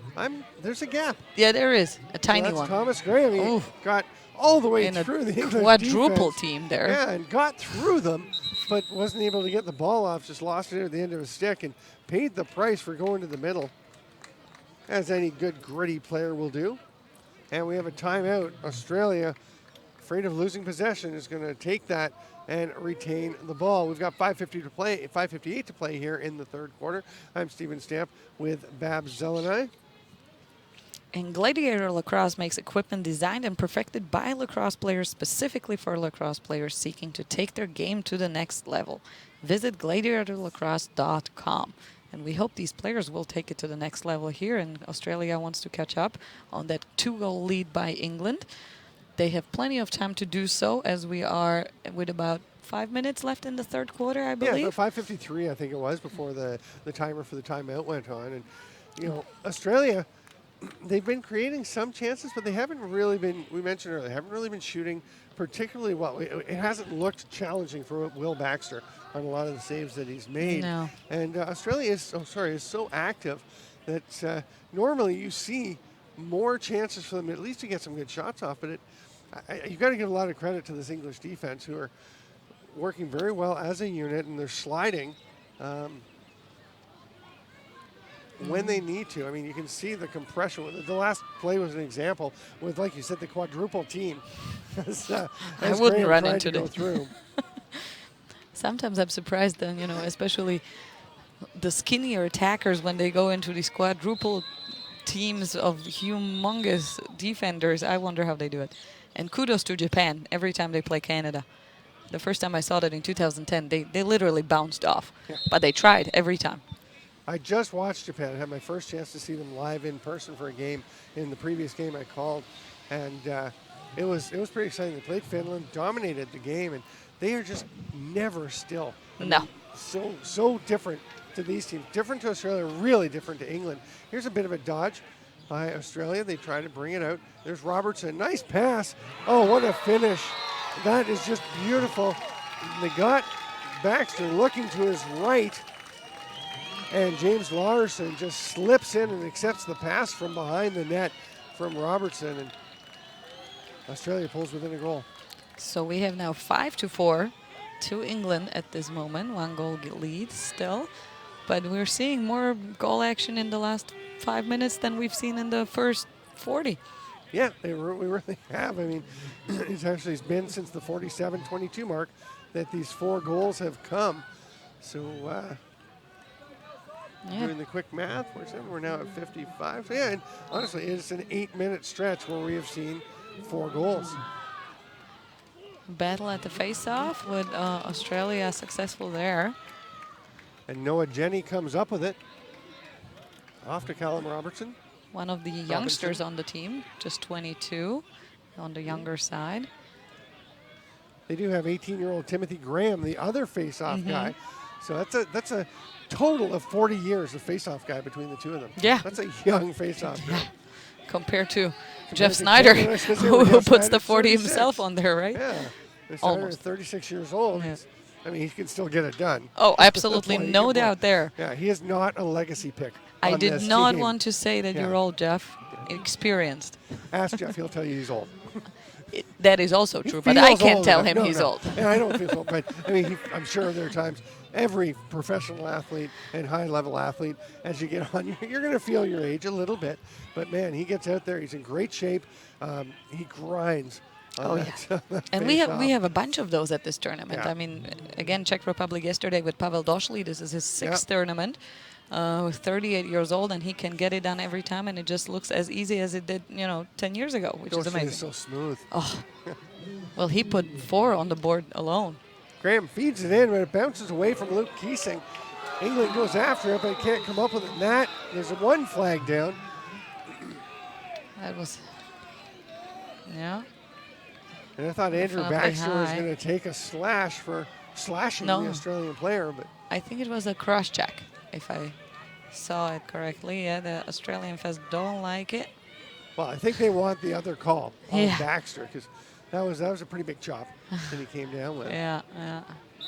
I think Jeffrey Melsop's mom, she has a voice on her. You can hear her across the field. She was not happy with that call at all. He's got the gear on. We see the Melsop shirts down Yeah, there. they're all And there. there's a bunch of different names on the backs of the Walker has Australian also fans. a whole contingency And with him. Plum and yeah, the Australian fans travel so well. Oh, every time. It's every championship. There's a shot from the outside. Oh. Huns ripped that one, but it is stopped by Sean Aaron. Goes straight back to Nick Watson. It was one of those straight Nice ones. pass in the middle. Great defense, though, by Andrew Ham to just jump out and not allow a shooting opportunity to Russell. Now Sam Russell moves it over to Guy. There's Huns. Tries to step out, but Robinson in the way. Oh, great backdoor cut. And a finish. Super skip pass, and then tucking it home was Nick Watson. I was just about to say, look at their feet moving so much more than in the first half, and it pays off. They're back to a 2-goal lead. We're at 6-4 now in the third quarter with less than 2 minutes to go. Very low scoring game indeed. What's the lowest scoring game you ever called? Do you remember? No. I can remember the lowest scoring game I ever saw. Yeah. Yeah, 2010 World Championships in Manchester. Norway playing Switzerland. 2-2 at the end of 80 minutes of lacrosse. I felt bad for that referee crew because being on single side in that game, oh my God. Oh, because you change after a goal? Yeah. There's a chance by Brooke as he wins the faceoff and goes down.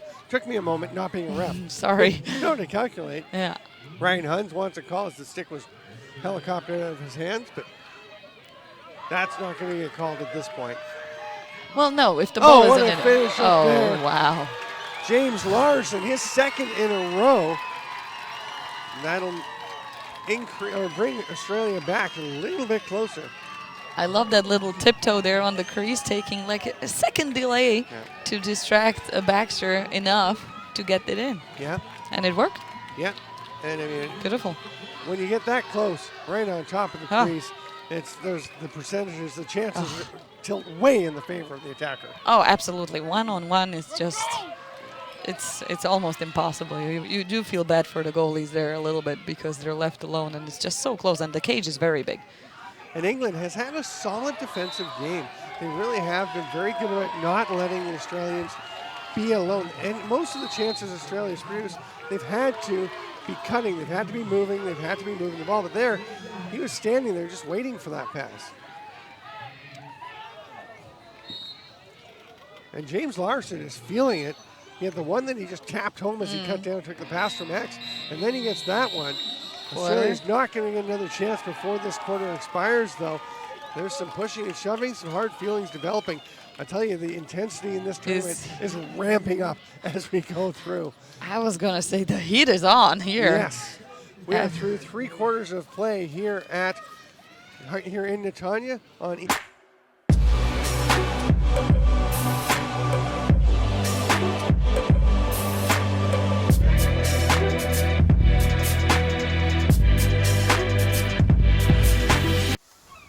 Today's forecast, always sunny.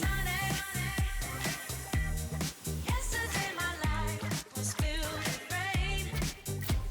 Sunny, thank God for the love. Sunny, one so true. I love you. Jerusalem, Tel Aviv. Vacation beyond belief. Book your trip now.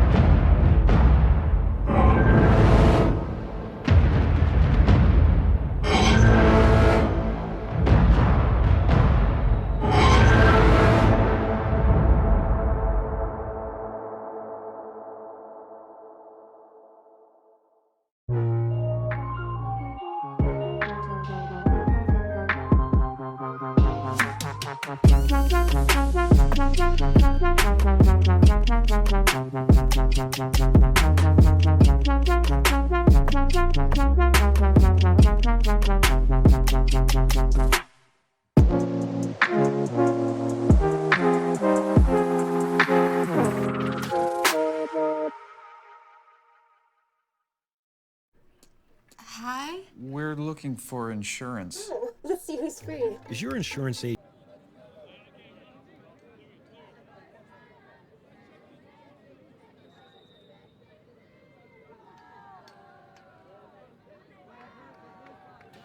Welcome back to Lacrosse, friends.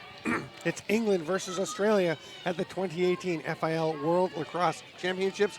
England with the 6-5 lead. They will be traveling left to right on your screen. Australia in the green and yellow will be going right to left. And Australia's fans have obviously found a beer tent nearby, as we can hear them singing, cheering their team on. Let's see if it helps. There's some dancing going on down there as well. Yeah. And it apparently did help, at least for this face-off here. Yeah, Thomas Graham comes up with that draw. Timothy Graham, I think. Timothy Graham. Yeah. No, it's Tom Graham. Oh, sorry. My bad. It's okay. I was talking to his brother Nick before the game. Ah, so you're better informed then. It's so many A little names. bit. I don't know Yeah, how I you know. do it. Well, with 46 teams, it's a bit of a challenge. We split it up amongst us. I do not know all 46 complete rosters off the top of my head or by heart. I mean, I dealt with all the rosters Greg for Bloom a couple does. of He's one weeks. of our announcers. He's giving me the evil eye because he's thinking, come on, you should know all 46 of these rosters. I don't even know them, and I worked on them for the magazine, so, That's right. you know. All right, Australia on the setting ball here, things but up. Yeah, Larson has the last couple of goals for the Australians. He's got it again. He's feeling it. I assume that was a shot. That was nowhere near as sharp as his last couple of shots. So we're a minute and a bit into the fourth quarter. no backup there, so England gets the ball. Oh, we do have a flag, so no. The ball is back to Australia. I did not see what got called. It was from Trail, so it must have been something off ball. That's my guess. Maybe a I was gonna say, I late. couldn't see who was in the box, but it turns out that Tom Grayskirtle had gone to the wrong penalty box. Sometimes it does happen. And Even- sometimes it's a good sign that you're not there a lot. Yes. Where do I go? I don't know. Yeah, there's people who definitely know where to go. Yeah. Alex Brown moves it across. We haven't seen many penalties here in Yeah, a not couple. too many. Not too many big Comes ones. back up to Brown. Sidearm pass. There's a shot. Oh, what a rip by Christopher Robertson. Just lets that fly. And you can see how hard it was by just how dynamically, explosively the mesh bounced up in the back of the net. Yeah, that's when I'm glad that I'm not standing in that net. It's all tied up, 6-6, lacrosse friends. If you're a fan of England, you're mildly disappointed. If you're a fan of Australia, you're thrilled. And if you're a fan of lacrosse, you're getting pretty excited here. Yeah, this second half has been very exciting. It definitely speeded things up here compared to the first half. Speaking of speeding things up, I did hear Brian Whitmer mention the other night that the FIL did pass the rule. We'll be going to for 15-minute quarters instead of 20s after this tournament. Yeah, I don't know if that speeds things up necessarily because It there's takes 20 minutes off the game. Yeah, It's a brilliant idea. you think so? 100%. Love it. All right. We don't need the extra 20 minutes to decide who should win a game. I fully agreed of taking out the 2 4-minute, full-time overtime periods. Yes. That was a good move for sure. Let's go So to we're sudden going death. straight to sudden Do it. victory. Let's go. We like that. Yeah. Sudden victory. Very politically correct. Well, we have to be here, or don't we? I don't know. Nigel Morton moves it over there. Alex Brown over on his far side. The Australians, a couple of men up high. Mitchell Kennedy has the ball. Haven't seen a ton of Kennedy in this game. I was gonna say we haven't mentioned him once yet. Gets a shot and almost gets his first goal there of the game. Baxter But it was tries a little bit wide. to go for it, but there were 2 backups there from Australia. No chance for the keeper. Robertson, who just scored, gets it out, and there's a big rebound off the shot from Alex Brown.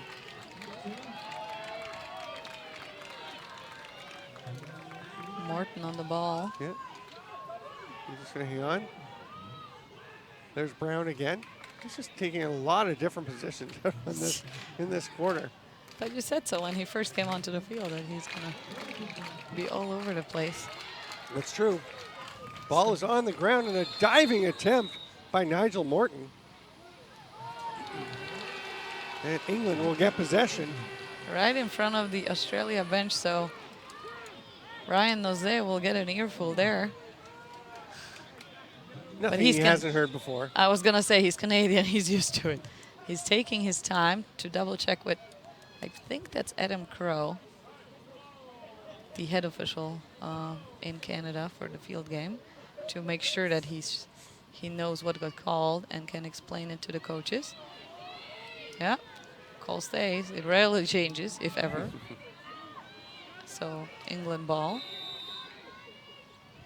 Zach Guy, one-on-one, great little cut, but then Robertson recovers and forces him to go back. Brooke. The hands nice and close together on the shaft there. Baxter tosses it over to the near side. Back over to Brooke. He gets some space to go for a run. He's going to keep running. Looked like he might load it up, but instead gives it off to Watson, goes to Russell behind the net.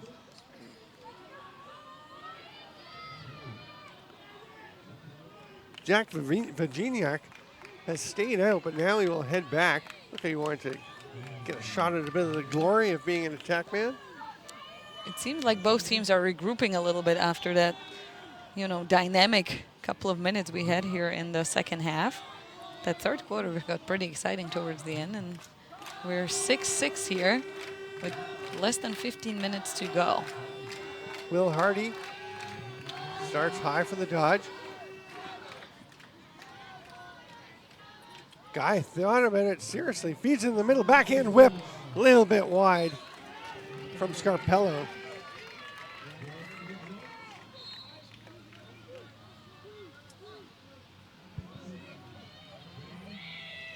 Zach Guy on the running dodge across the top. Goes off of Sean Aaron.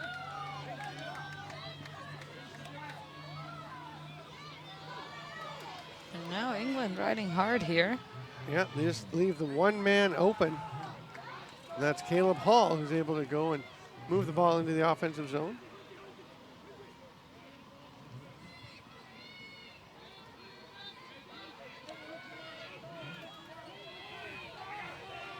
Matthew Fuss. I haven't seen a ton of him in the offensive zone, but he's out there to see what he can generate. He was very active in the Scotland game. Yes. Yeah, Yeah. we've seen a ton of him.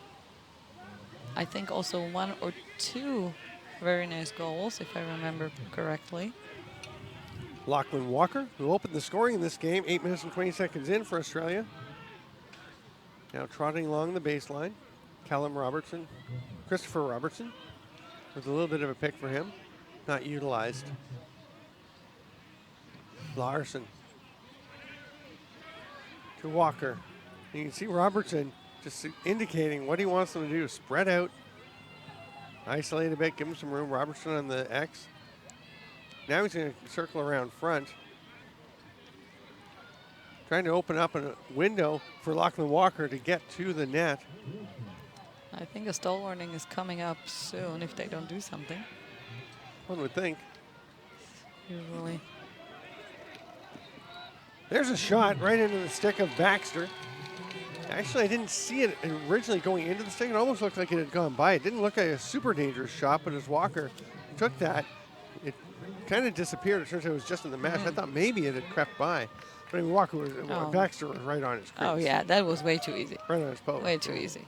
He was right there. He saw it coming. A walk in the park for Baxter. Yeah, we're getting more off-ball contact here now as we're approaching just under 12 minutes in the fourth quarter.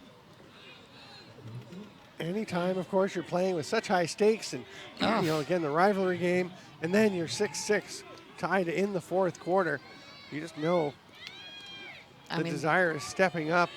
Both teams doing a pretty good job with composure. We're not taking a lot of crazy penalties. I mean, there's been a few penalties, but a couple. Yeah, but for the most part, nothing super that's been a major. fair number. But nothing really huge, and the discipline also of maintaining your spacing, maintaining your defensive positioning, maintaining your communication approaches, and it's been generally pretty good in not letting a lot of breakdowns, letting people slip in. When a couple players have slipped into the slot, it's looked really strange because they've been so open. You can see the communication amongst the Australians. Anytime an English player moves, starts to cut in, starts to circle around, it seems like there's an Australian player who sees that he's going, knows what he needs to, and is reacting immediately. They're slowing things down, though, almost to the speed of the first quarter we saw here. And the stall warning is on now. No surprise there. If anything, I'm surprised it took this long, but Jimmy Giannis, they like to bring him in late in the games. His quickness and his agility tend to create some things. He managed to create a pick situation as Caleb Hall gets picked off. That shot goes out of bounds, and England will retain possession. yeah, that didn't look too dangerous there. It was nowhere near the cage. He can get clear, though. This time he's given a little shove on the shoulder by Caleb Hall. Ball is still loose, but now it's Robinson that comes up with it. He's going And to go look for at a him rumble. go. Oh, my God. We talked earlier Jeez. about how some of these guys can And eat up the winds ground. up and probably, yeah, almost changed his mind. I was pretty sure he was going to go Either shoot somebody that one. helped him or he sensed that Jack Vivjiniak was coming after him and pulled the stick down just in time to avoid the trail check. Somebody must have called him something or he felt it, the back of his neck. The hair is rising, sensing the intruder approaching. Larson, Yeah, stakes are high here. At this stage, all the other pools are now in the knockout into the oh yeah, well into the the different placement, placement brackets. allocation yeah. brackets. How's Allocation that? brackets. I just came up with that. I kind of like it. Nice. That's good. That's a good way to explain it. Use that. Yeah. I mean, the schedule for those pools is super complicated. Trust you me. Yeah. I tried to follow one of the charts. I cannot. I can explain it to you now that I spent 3 days trying to understand it. But in Blue Division, it's much simpler. Very simple. So they're still Australia in full breaking play. out. Ball up top with Luke Keesing. I'm Keesing yet to in find out circle. why they're called Blue Division. Why No blue? idea. You mean like why not diamond or Well, platinum? or- something. It's always been blue, but I wonder why. Don't know. I have a couple of people that I can ask here. Surely Lindsay Scott also out of Thomas Australia. spins off. Comes over to this side to Luke Keesing. He thought about shooting there. Now he does when his ankle was very low. Not sure he had a really high opportunity there of getting it. We are past the midway point of the fourth quarter. There's 8:06 to play, a long stretch without a whistle, and we will go to a bit of a break. But first, we want to let you know. Epic Lacrosse, the leader in technologically advanced lacrosse equipment, is proud to be the official hat, shaft, glove, and arm protection of the 2018 FIL World Championships in Netanya, Israel. Epic is proud that so many teams from around the globe trusted it for all their gear needs here in Netanya. Epic Lacrosse, live, play, be. And also, today's game is brought to you by Signature Lacrosse. It is a company built by the players for the players and is focused on revolutionizing the progression of the game.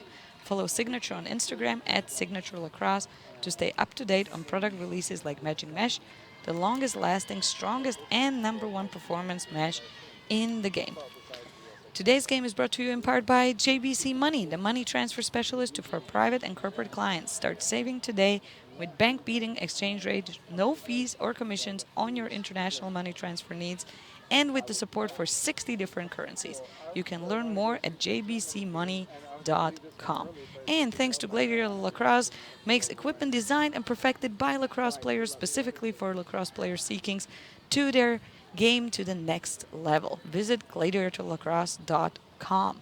And we are waiting here to see if these two teams can take it to the next level and make sure that they keep their spot in Blue Division, because a win here takes them very, very close to that. I mean, you're then in the upper bracket and you have to, face that quarterfinal. But Right, you win here, you go to the quarters, and you win that, you stay in the blue group. yes, Yeah, then you absolutely do. You're top four. Yeah. So, well, yeah. So as you go to the semis. Yes. I really enjoy your accent, by the way. That's right. Every time I hear you say gladiator, I just think it's really Maybe I cute. need to practice. No, I think it's great. That's not what I'm saying. I think it's great. I'm Stephen Stamp. She is Babs Zeleny. We are going to take a quick break. We'll be back with the final segment of this game at the 2018 FIL World Lacrosse Championships on ESPN.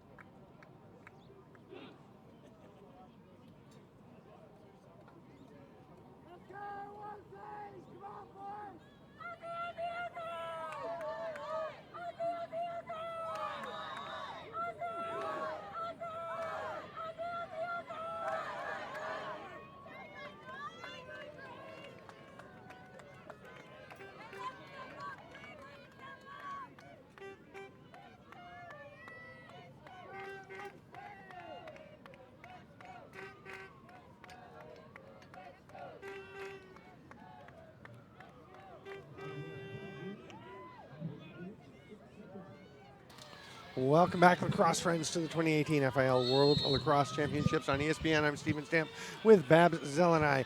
8 minutes to go. 6-6 the score. Who will break through and put themselves in a strong position to remain in this blue group? And not just that, but for a medal. And to go for a medal. You want to go for the medal, and the Australians, Absolutely. they want it. They want They it bad. really do. I mean, you know what? England wants it bad as well. Oh, but yeah. Australia has had it before. And when you've had it and then you lose it, sometimes you want it even more. Penalty coming to England. Australia's going to see what they can generate for a scoring chance. A couple of swim moves. There's a pass back door. Beautiful play. And the swim moves from William Pickett create that scoring opportunity, and the beautiful goal tapped in to make it 7-6 Australia. And Australia is up now. They haven't been in a while, as England has been up by 2 twice. And now Australia, who opened the score early on, is back up top. With 7 minutes in the fourth quarter here.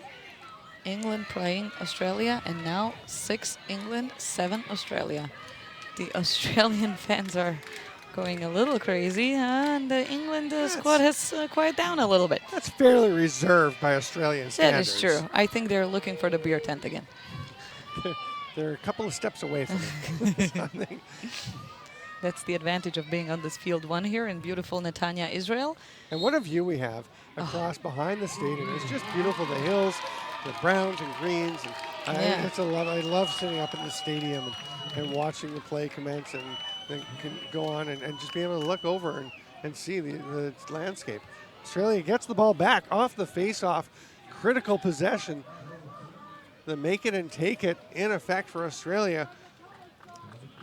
Now, they are not likely to grind things to a halt because you want to keep moving, because a 1-goal lead is definitely not enough that you can just take your foot completely off the gas, but they may be a little bit more patient.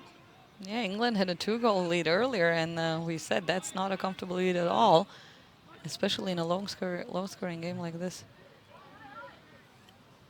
I don't know. I would say sometimes in a low-scoring game. Yeah, I was just going to say that didn't make sense at all. Yeah. I'm sorry. Sometimes. You have new mother brain. It's okay. Yes, I always blame it on the brains. You're doing so well, though. I have a lot of fun having Babs Zeleny here. I'm Stephen Stamp with Babs Zeleny. We've got 5.5 minutes to go as Australia pushing to try and add another goal. Baxter had to make a terrific foot save on that last opportunity. Now it comes over to Christopher Plum. I wouldn't miss this for anything. I mean, it's an exciting tournament. 46 teams. The last time it's going to be this big. We're going to 30 teams next time with qualification to get into the field. Which is going to be very interesting because nobody has really understood the qualifications yet. Australia getting the ball moving. Robertson in behind. Going to try and work his way out. Watched closely by by Tommy Kirkland for England.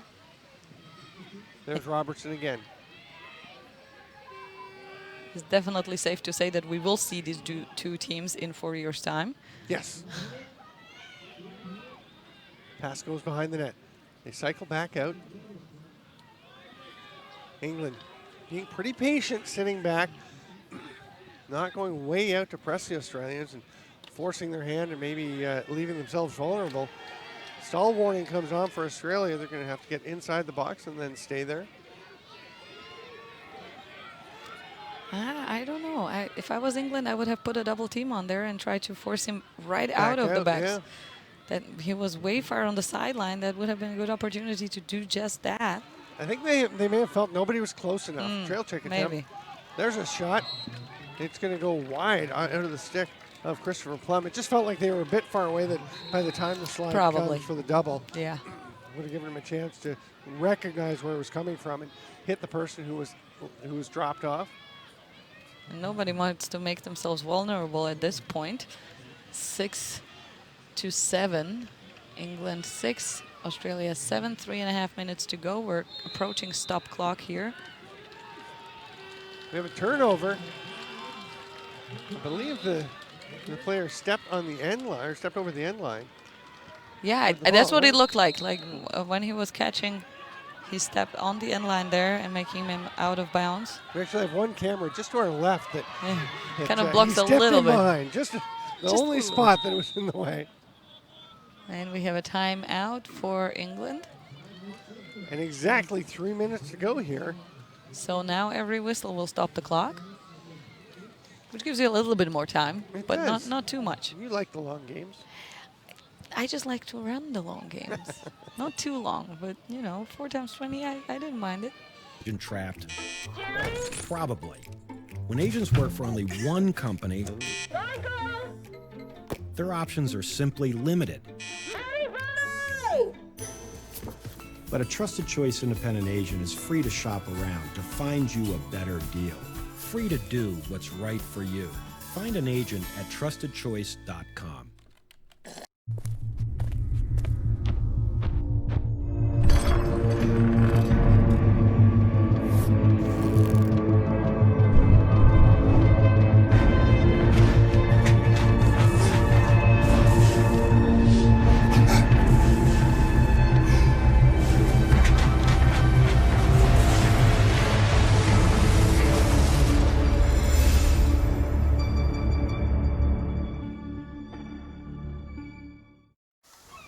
Today's forecast, always sunny.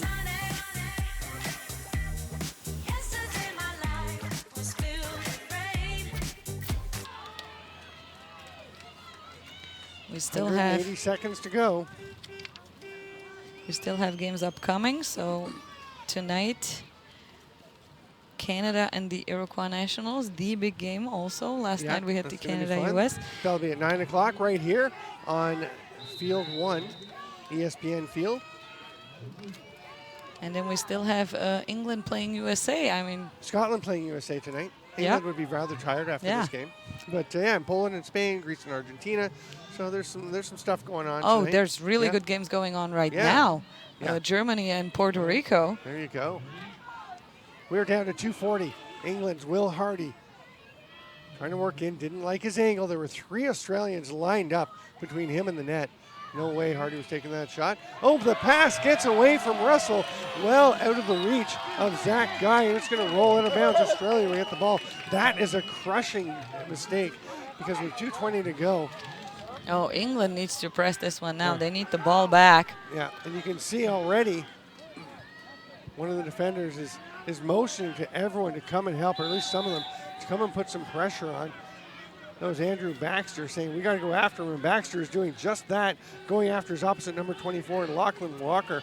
Walker using his wheels to run it back near midfield. Baxter all over him. Bit of a chop, trying to dislodge the ball. Here comes some help from Dan Smith. They do go for the double team, and I believe we're going to have a timeout from Australia this Australia. Pretty smart play because they had him.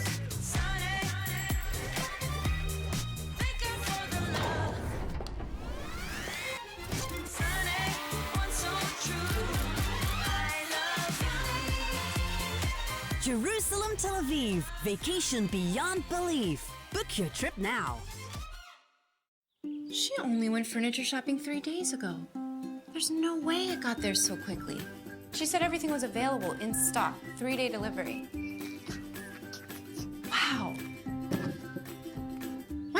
that. Ever wonder if there's a better way to shop for furniture? Raymore and Flanagan. But I think it should go Bigger over selection. there. Oh, gentlemen. Better service. Guaranteed delivery in 3 days or less. Raymore and Flanagan. Delivering a better experience. No way your furniture's here already. Raymore and Flanagan, 3-day delivery. Do not mention delivery. Ever wonder if there's a better way to shop for furniture? Let me show you. Wow. Raymore and Flanagan. Have my new living room. Bigger selection. That is beautiful. Better service. Come together, right? No. Guaranteed delivery in 3 days or less. Isn't it great? That's what I needed. Awesome. Where'd you say she got her furniture from? Raymore and Flanagan. Delivering a better experience. So a minute and 58 seconds remain on the clock.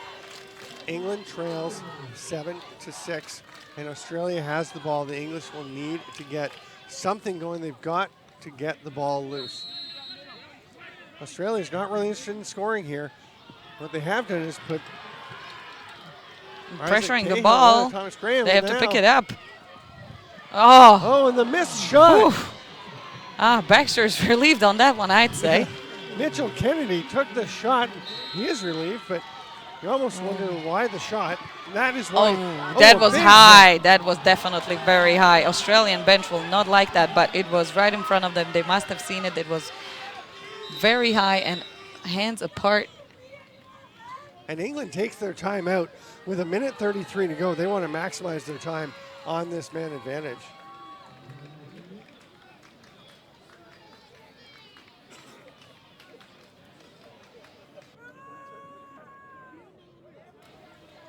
And today's game is brought to you by Cascade, the #1 helmet in lacrosse, and is proud to be the official helmet of the 2018 FIL World Championships.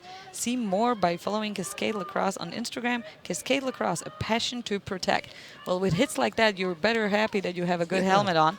That was definitely very high and very wide. At this point of the game, you really don't want to do that. You have 1:30 to go. It's 6-7 for Australia right now. England will come up with the man up in this last minute and a half in this fourth quarter. Yeah. Let's see what what England can do here. I mean, obviously a bit of a mistake to take that penalty because, you know, when you got the lead. I mean, you were riding him hard. He was very close to the sideline. It was very likely he's going to go out of bounds. Yeah. You know, you just have to watch your hands there. And if you're a big defender with, you know, a slightly smaller attacker, even more so, because you're going to slide up very easily. But it's really, you know, those high checks, you do need to penalize them because they go up the neck. You want to protect that area of the players. And well, with everything we know these days with concussion head trauma, I mean, yeah, it's, exactly. it's really no brainer to do that.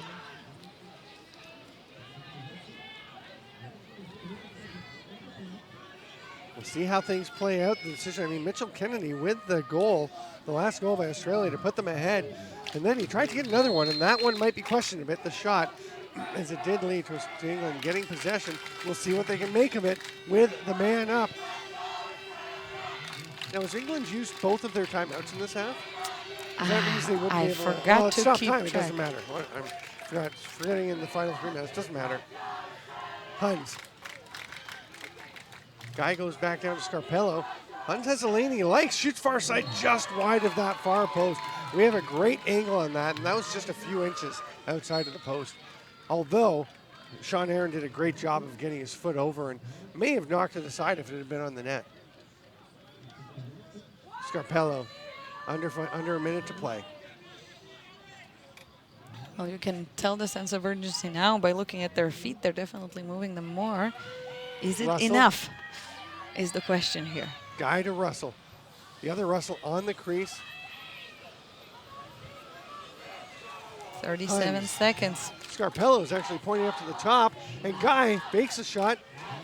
They got a man in the middle. Shot. Oh, almost. Oh, Glorious chance by Alex Russell. He cannot believe he didn't put that ball in. Ah. Watson gets it back. 25 seconds to go. England. We're back to even strength. They won't get a better chance, but can they get one equivalent and put it in? Ball's picked up by Doesn't look Australia. like it. Australia is on the ball. Guy And all over his man. A very far pass. England back on the ball that went out of bounds. They have 7 seconds. It's been done before. Yep. It was Millsap that came up with that loose Yeah. ball. Remember, he scored the goal earlier. Yes. Big game for him tonight. Can Australia hold on? England has it. 7 seconds to count down. Away goes Russell. Down to 3 seconds. Up to the top. Watson shot doesn't get through. Australia are What a jubilant. thriller finish in this game. Australia 7, England 6. England cannot believe it. They came so close. They haven't come this close in I was going to look, but I mean,